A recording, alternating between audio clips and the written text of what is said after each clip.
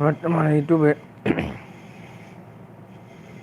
আপনাদের দোয়ায় 2039 জন আমার সাবস্ক্রাইবার হয়েছে।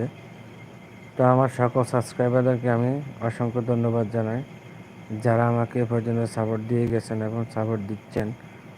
ভবিষ্যতে ইনশাল্লাহ আমাকে সাপোর্ট দিয়ে যাবেন, যেন এই প্রবাসীদের পাশে থাকবেন, যে প্রবাসীদের সাথে একটু সাপোর্ট করে যাবেন। প্রবাসীরা সারাদিন কত কষ্ট করে, কষ্ট করার পরে একটু মোবাইলে আসে প্রিয়জনদের সাথে কথা বলতে, কিন্তু সেই কথাও কিন্তু বলতে পারে না। কেননা আপনি একটা জিনিস চিন্তা করেন, এখন বাংলাদেশ টাইম 12টা বাজে, আমার এখানে বাজে 9টা। তো মনে করেন তো আমি কীভাবে কথা বলবো, কিন্তু টাইম মেনটেন হয় না। টাইম মেনটেন করতে হলে ডিউটি করে কত ঘন্টা জানেন? প্রায় 12 থেকে 13, 13.5 ঘন্টার মতো ডিউটি করি। এতক্ষণ এই পর্যন্ত ডিউটি করে মনে করেন আমাদের প্রিয়জনের সাথে কথা বলার কোনো সময় পাই না। এই ডিউটি শেষ করে মনে করেন এসে রান্না করতে হয়, রান্নাবান্না শেষ করে গোসল করতে হয়, নামাজ পড়ে খাওয়া দাওয়া খাই, সময় পাই 1 থেকে 1.5 ঘন্টা বা 2 ঘন্টা এরকমের মধ্যে। তারপর আবার ওই সময়টা সারি আবার ডিউটিতে যাওয়া। ডিউটিতে আবার ডিউটি করে আসে রাতের বাজে 9টা, প্রায় বাংলাদেশ টাইম 12টা। তখন তার কথা বলা যায় না। আসলে না, দেশের মানুষ ভাবে আমরা তো প্রবাসী মানুষ, আমরা অনেক শান্তিতে আছি, কিন্তু না, আমরা কেউ শান্তিতে নেই। প্রবাস জীবনটা কষ্টের জীবন। সবার জীবন কষ্টে, আসলে কেউ বোঝে না।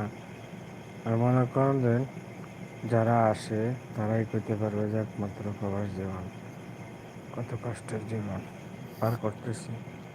4টা বছর শেষ, আমার 4 বছর অভিজ্ঞতা, আমি যা বলতেছি সেটাই, যে 4 বছরে আমি যা অভিজ্ঞতা অর্জন করেছি যে প্রবাস জীবনটা আসলে কেমন। তো আপনারা যে আসবেন, দেখি শুনি ভালো কিংবা কারা কেমন, এগুলো দেখি শুনে আসবেন। এটা বলবো না যে আসেন না, পরে বলুন যে আপনারা দেখতে পাচ্ছেন আপনার দিলে সমস্যা না, সেটা না। আসলে আমরা ভালো চাই, খারাপ কিছু চাই না। হাতে যদি 5 লক্ষ টাকা থাকে, দেশে একটা ব্যবসা করেন, যে 5 লক্ষ টাকা দিয়ে এখানে আসি, বছরকে বছর, মাসকে মাস, দিনকে দিন আপনি কষ্ট করে যাবেন। বাবার জীবন শেষ করে বাড়িতে যাবেন খালি হাতে, যা দেখবেন যে কিচ্ছু নেই। এ পর্যন্ত যাই কামাইছি, আমার কাছে টাকা নেই, 14 থেকে 15 লাখ টাকা, কিন্তু 1 টাকাও নেই। যাক, নসিব নেই, কি কোনো কিছু করার নাই। আল্লাহ যদি বাঁচার আগে একটা সফর দেওয়ার আশা আছে, সফর দেওয়ার পরে দেখা যাক, দেখি টাকা পয়সা রাখা যায় কিনা। তো সফর তো দিব, সে সফরে তো এখন আমি নিশ্চয়তা নাই। কেননা দেশে যাবো না যাবো, এটা এখন মাথার ভিতরে টেনশন, মাথা ব্যথা করে সব কথা টেনশন করতে গেলে। তো কী করুন, কিছু করার নাই। একা একা বকে যাইতেছি। আমার লাইফের মধ্যে একটা নফরও আসলাম না, একটা মানুষও আসলাম না।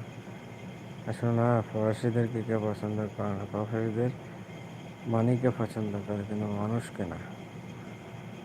এটা হচ্ছে যে একটা ফ্রেন্ড করি,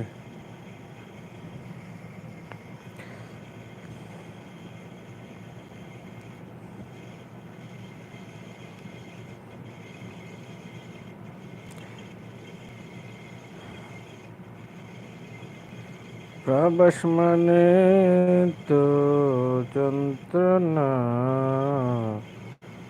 বেঁচে থাকতে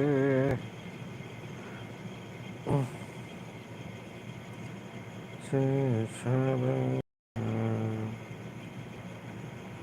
জীবন মানে তো যন্ত্রণা,